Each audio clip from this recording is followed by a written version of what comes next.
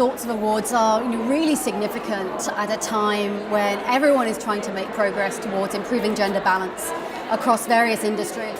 And the chance to really recognise innovation, creativity within lots of different types of organisations is a really significant moment to step back and assess the contributions that people have been making in this regard.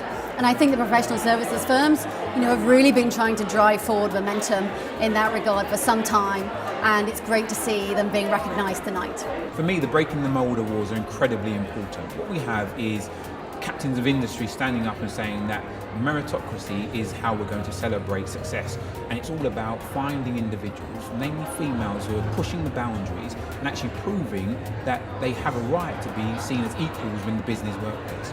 Actually, those who are able to leave the ladder up for others to follow behind them is really what Breaking the Mould is about. So you've got the ambassadors who have carved the way for success, and also those who are going to follow behind them, making a difference to our industries.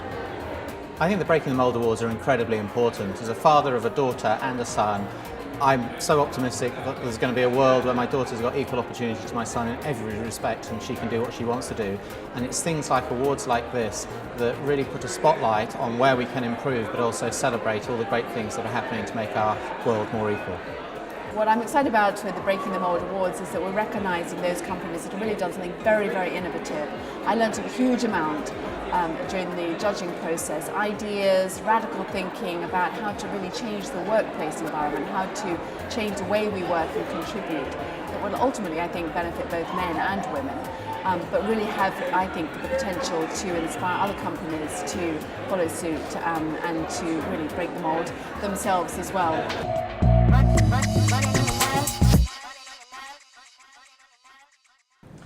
Now, the task of judging this year was even harder because of the quality of the people that we saw and the propositions that were made and the achievements that were clearly being delivered as a result of the processes that had been developed.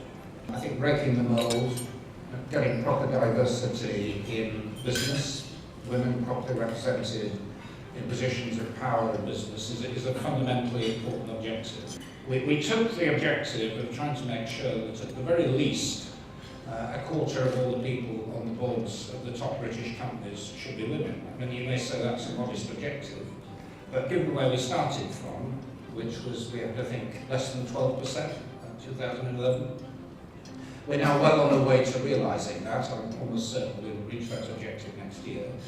And we've got to push this further down the size chain of companies, the FTSE 350, but again, there is a lot of progress happening.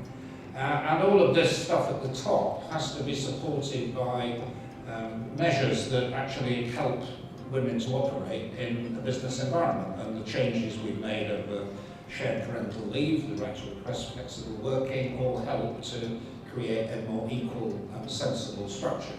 I do think that collectively we've made great progress, and we should be pleased with what has been achieved from a standing start. Having recognised that, I think we should be equally clear that there is a lot more to do.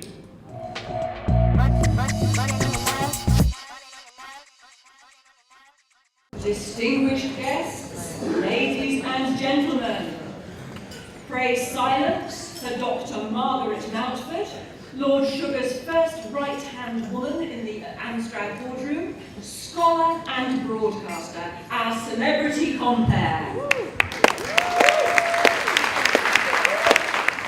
Now, we're here to celebrate these awards that are given to businesses that have proper career pathways for women and schemes to ensure that ultimately women get the chance to be represented in the boardroom.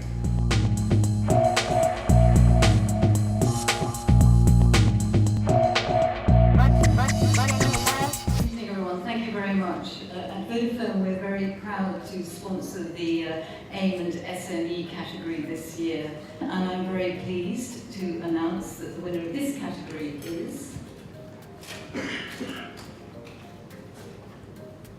Time-Wise. We are absolutely thrilled to win this Breaking the Mould Award. And I think for us, it's really about living Breaking the Mould. I mean, we set our business up Time-Wise because we wanted to work flexibly, and we think actually the real thing about breaking the mould is not just fixing the women, it's about fixing the structure of the way jobs work around the women. And we've got 60,000 people now on our books, women on our books, who want to work flexibly, and we're placing them every day in businesses. So it's just brilliant to have this award, to be able to champion the work that we're doing. So thank you.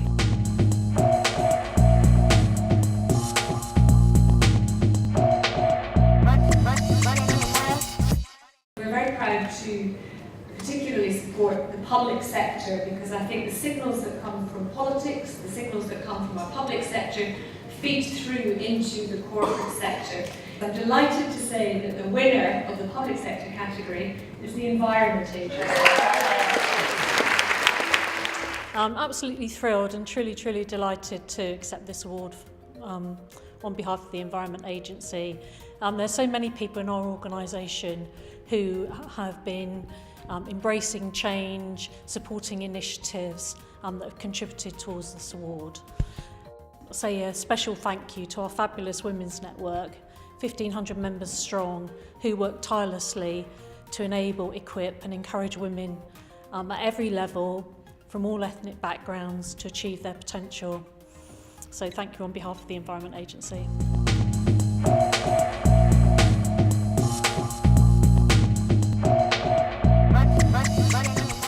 So we're delighted to be here today to support the Breaking the Mould Awards and to present the award for the medium-sized firms category. Very sticky envelope. Atkins. It's fantastic news. We weren't expecting that at all. So yeah, really excited and happy to have won the award.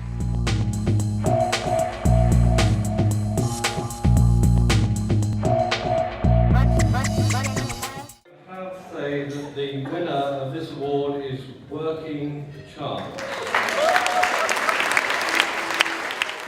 I feel elated, excited, and it's really exciting that our work helping women get back into work after coming out of prison so they can support themselves and their children is absolutely fantastic. We're really pleased.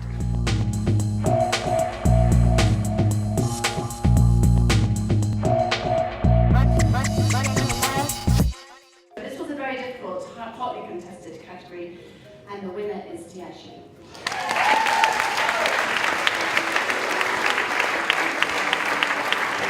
How am I feeling about winning this award? Extremely proud.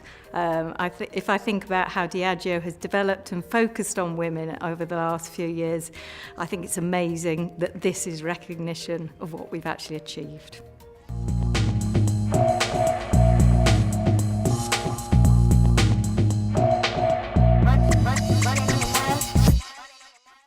Okay, I'll talk very closely in the microphone. But what I want to say is this is something that's really dear to me. So every woman who's won an award, every woman who's been nominated, everybody who is part of that supply chain now is just a voice for the next generation. And it's time that women took control of their future. Every mother in the room makes sure it's for every daughter, because we are now the future. But it's time for us to really stand up to the plate. Congratulations to you. Lawyers, EY. I am feeling tickled pink that EY have won this award. The Career Watch programme that we've won it for is just one of a number of diversity initiatives, but it's the one where the evidence was so compelling that what we were doing was actually working, which is so important when you're working in this field, which is it's difficult. It's not easy. You don't know what you're doing is working. But here we were able to show that women who were on our Career Watch programme were actually doubling their chances of being promoted and doubling the retention rate that we had, which is so important for our organisation, keeping the best of our talent within EY. So this is to everyone who's made this happen. We're absolutely delighted.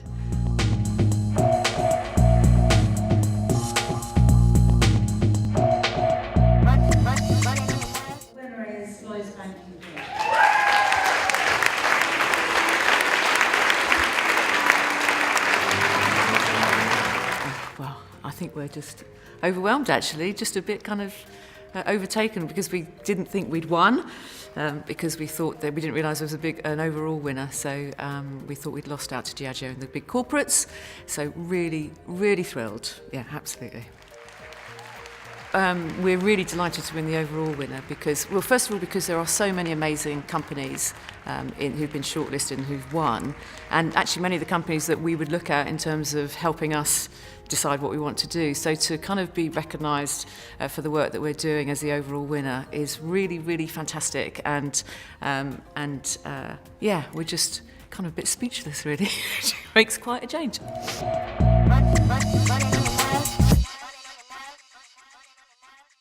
It was a really nice evening, really great to meet a lot of different people, a lot of people doing some really good stuff out there in terms of promoting women in the workplace. And yeah, it was just wonderful to be here for the first time for our charity. It was great.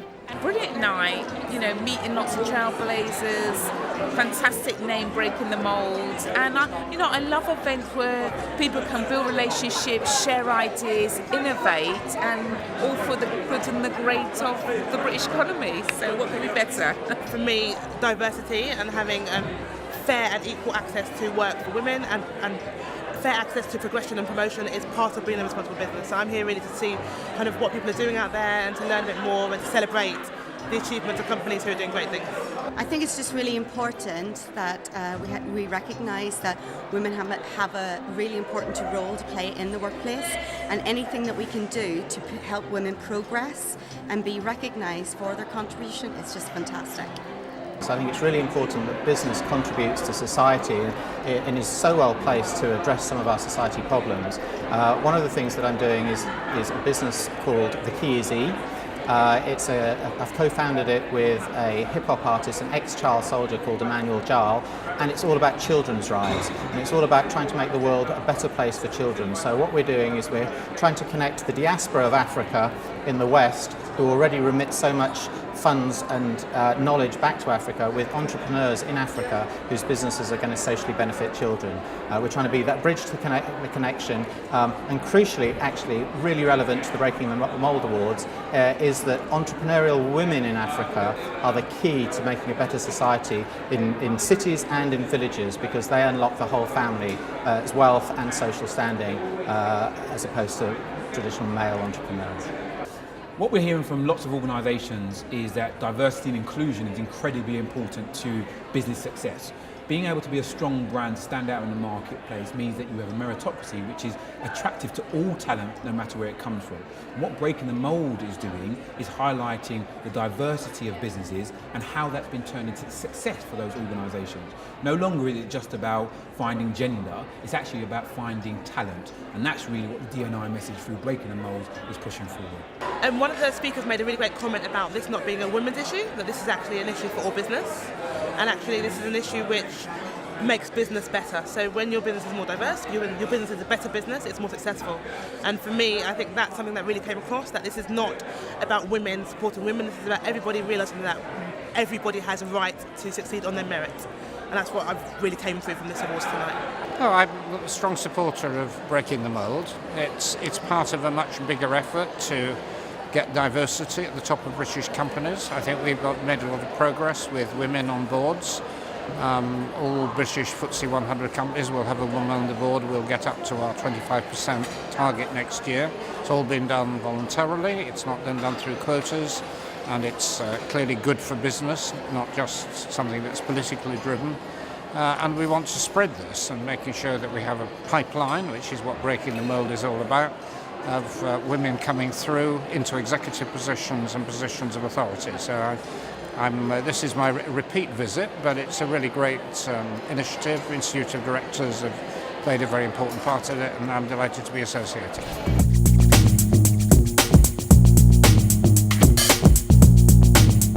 I was really gratified that in only our second year we received so many incredible entries, not only from FTSE 100 companies and our large professional services firms, but from the state sector, charities and smaller businesses.